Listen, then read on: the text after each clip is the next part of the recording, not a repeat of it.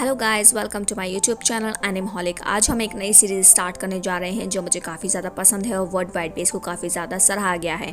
ये कहानी है वांग लिन नाम के एक सीधे साधे लड़के की जो अपने माँ बाप से बहुत प्यार करता है। उसके माँ बाप का उसके रिश्तेदारों के साथ कुछ खास संबंध नहीं है क्योंकि वो बहुत गरीब हैं। इसलिए वो चाहते हैं कि वांग लिन एक सफल व्यक्ति बने और ऊंचाइयों तक पहुँचे, लेकिन किस्मत को कुछ और ही मंजूर होता है। कहानी नया मोड़ लेती है और एक दिन अचानक वांग लिन को अमर बनने का मौका मिल जाता है, लेकिन वो अभी इतने शक्तिशाली नहीं होता कि वो उस कला को सीख सके। वो नई चुनौतियों को पार करते हुए आगे बढ़ता जाता है और जादुई पर्ल जिसका नाम है त्यान नी को हासिल कर लेता है। कहा जाता है कि उस जादुई पर्ल के जरिए प्राचीन अमर लोक में जाया जा सकता है। इतना ही नहीं, और भी शक्तिशाली लोग त्यान नी पर्ल की तलाश में होते हैं और हर कोई उसे पाने की कोशिश में लगा हुआ है। पहले एपिसोड में हम देखते हैं कि आज से हजारों साल पहले कांग वू डाओ के 3 महान खजानों में से एक खजाना था त्यान नी पर्ल, एक जादुई पर्ल जो गलती से निचेन की दुनिया में गिर जाता है और सुजाकू किंगडम के सबसे शक्तिशाली इंसान सीतू के हाथ लग जाता है। तब से अब तक पर्ल के लिए जंग जारी है जिसका कोई अंत नहीं है। अगले सीन में हम देखते हैं कि जादुई पर्ल त्यान नी को हासिल करने के लिए सीतू और शक्तिशाली मास्टर में जंग छिड़ी हुई है। मास्टर वो जादुई पर्ल सीतू से छीनना चाहते हैं। सीतू कहता है ये पर्ल मेरा है, इसने खुद मुझे चुना है, सुजाकू किंगडम के बेस्ट मास्टर को। तो तुम कौन होते हो मुझसे ये पर्ल लेने वाले? मैं तुमको ये पर्ल छीनने नहीं दूंगा। वो दोनों एक दूसरे को हराने के लिए अपनी सभी शक्तियों का प्रयोग करते हैं। मास्टर अकेला नहीं होता, मास्टर और उसके साथी सीतू को हराने की पूरी कोशिश करते हैं, पर सीतू अकेला उन तीनों का जमकर मुकाबला करता है। वो किसी भी कीमत पर पर्ल को खोना नहीं चाहता और लगातार उनके वारों का करारा जवाब देता है। उसके लिए जीतना थोड़ा मुश्किल हो रहा है क्योंकि वो 3 महान शक्तियों का सामना अकेला कर रहा है। उसकी शक्तियाँ कमजोर होने लगती हैं, पर वो हार नहीं मानना चाहता क्योंकि ये उसके लिए शर्म की बात होगी। वो सीतू को जान से मारने की धमकी देते हैं कि पर्ल हमारे हवाले कर दो वरना हम तुम्हें जान से मार देंगे, पर वह उनकी एक नहीं सुनता और उन्हें मुकाबला करने के लिए बोलता है कि अगर पर्ल लेना चाहते हो तो पहले मुझे मार कर दिखाओ, और उन्हें ललकारते हुए बोलता है मुझे हराना कोई बच्चों का खेल नहीं। उसकी ये बात सुनकर मास्टर उसे बहुत ही घमंडी बताता है और उसे मजा चखाने की बात करता है। सीतू को पता होता है कि वो उसे हरा नहीं पाएंगे क्योंकि उसके पास एक मास्टर प्लान है जो कि वो लास्ट टाइम पर यूज करने वाला है। वो तीनों उससे पर्ल छीनने वाले ही होते हैं, तभी सीतू उनका मजाक बनाता है और अपनी लास्ट टेक्निक फिंगर डेथ का यूज करता है जिससे वो खुद को खत्म करके उस पर्ल में समा जाएगा। ये देख तीनों मास्टर घबरा जाते हैं और तेजी से पर्ल की ओर बढ़ते हैं। तभी सीतू उनसे कहता है कि किस्मत का पहिया बदलता रहता है, जो समय के साथ चलते हैं वो इंसान होते हैं और जो समय को मात देते हैं वो अमर कहलाते हैं। मेरा शरीर भले ही नष्ट हो रहा है पर मैं फिर वापस आऊंगा जब किस्मत वाला व्यक्ति जन्म लेगा, और देखते ही देखते वो उस पर्ल में समा जाता है। इस बात को हजारों साल बीत चुके हैं और हमें जाओ किंगडम दिखाया जाता है जिसमें हम वांग लिन को पहली बार देखते हैं, जो एक समझदार लड़का है और पढ़ने में बहुत ही ज़्यादा होशियार है। वो पढ़ लिख कर एक सफल व्यक्ति बनना चाहता है क्योंकि उसके माँ बाप बहुत ही गरीब हैं और वो उनको अच्छी ज़िंदगी देना चाहता है। वो एक छोटे से घर में अपने माँ बाप के साथ रहता है। वो तीनों मिलकर लकड़ी का काम करते हैं जिससे उनका घर चलता है। हम देखते हैं कि उसके माँ बाप उसके टेस्ट की बातें कर रहे हैं जिसके लिए उन्होंने कड़ी मेहनत करके पाई जोड़ी है ताकि वांग लिन एकेडमी में एडमिशन लेकर सफल व्यक्ति बन सके। नेक्स्ट सीन में दिखाते हैं कि उसके घर पर कुछ गुंडे कर्ज मांगने के लिए आ जाते हैं जिससे उन्होंने कुछ कर्ज दे रखा है जो कि अपनी गरीबी के कारण वो अभी तक चुका नहीं पाए हैं। वो गुंडे घर में तोड़ फोड़ करने लगते हैं, तभी उनके हाथ में वो पैसे लग जाते हैं जो वांग लिन के माँ बाप ने उसके एडमिशन के लिए रखे थे। वो उन पैसों को छीन कर ले जाने लगते हैं। तभी वांग लिन के माँ बाप उनके सामने भीख मांगने लगते हैं कि ये पैसे हमने हमारे बेटे के फ्यूचर के लिए जमा करके रखी हैं, ये हमारे खून पसीने की कमाई है, प्लीज़ इसको मत लेकर जाओ, हम आपके पैसे बहुत जल्द चुका देंगे। मगर वो आदमी एक नहीं सुनता, उनकी बहुत बेइज्जती करता है। वांग लिन को ये सब देखकर बहुत गुस्सा आता है और वो अपने माँ बाप से बोलता है कि मैं अपने फ्यूचर के लिए आपकी बेइज्जती होते हुए नहीं देख सकता।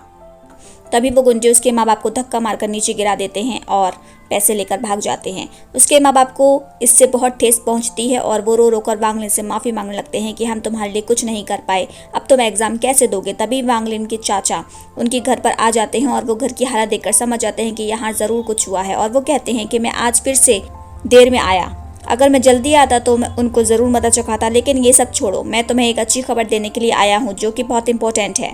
वो बताते हैं जाओ किंगडम में मॉर्टल कल्टीवेटर्स का बहुत बड़ा सेक्ट हैंगुई सेक्ट डिसिपल्स को रिक्रूट कर रहा है, तो ये एक बहुत अच्छा मौका है। वांग लिन फैमिली को इसमें 3 कोटा मिले हैं, तो वांग लिन इसमें ट्राई कर सकता है और टेस्ट को पास करके वहाँ पर एडमिशन ले सकता है। वो वांग से कहता है अगर एक बार तुम वहाँ सिलेक्ट हो गए तो कोई भी तुम्हें इस तरह से परेशान नहीं कर पाएगा और तुम अच्छी तरह ज़िंदगी गुजार सकोगे। उसके माँ बाप कहते हैं हमें पता है ये बहुत ही अच्छा मौका है, मगर हमें डर है क्योंकि हमने बहुत सुना है उस बारे में। वहाँ जाकर बच्चों को बहुत ही खतरों का सामना करना पड़ता है और हम नहीं चाहते कि हमारे बेटे को कुछ भी हो। हम अपने बेटे को कुछ भी नहीं होने देंगे, भले ही हमें अगले साल और ज़्यादा काम करना पड़े, हम कर लेंगे। वो कहते हैं इस बार नहीं तो कोई बात नहीं, हम अगले साल इसके लिए पैसे इकट्ठा करेंगे और इसको एग्ज़ाम ज़रूर दिलाएंगे। हम ये भी जानते हैं कि हमें अभी 10-20 साल और लगेंगे इतना बड़ा कर्ज चुकाने में, मगर हम कर लेंगे। वांग लिन ये सब सुनकर बहुत ही उदास हो जाता है और वो फैसला लेता है। वो अपने माँ बाप के सामने घुटने टेक देता है और कहता है कि आज तक मैंने इतने सालों में एक बार भी सुकून से नहीं बिताया है।